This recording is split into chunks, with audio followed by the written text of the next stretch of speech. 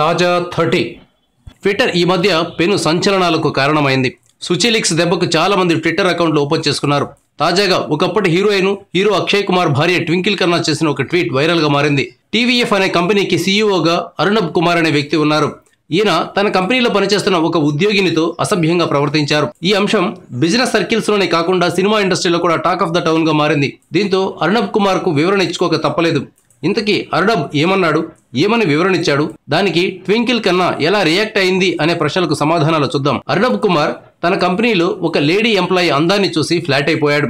ఇదేమంత ఆశ్చర్యపోయే అంశం కాదు కానీ ఆమెతో నువ్వు చాలా సెక్సీగా ఉన్నావని అన్నాడు. ఈ మాట బయటకు పొక్కింది. దీంతో అర్నబ్ కుమార్, నేను సింగిల్గా ఉన్నాను, నాకు ఏ అమ్మాయి అయినా అందంగా కనిపిస్తే మీరు సెక్సీగా ఉన్నారు అని పొగుడుతాను, అదేమన్నా పెద్ద నేరమా అంటూ తనను విమర్శిస్తున్న వారికి కౌంటర్ వేశాడు. దీనికి అనూహ్యంగా ట్వింకిల్ ఖన్నా రియాక్ట్ అయింది. అర్నబ్ను కప్పతో పోల్చింది.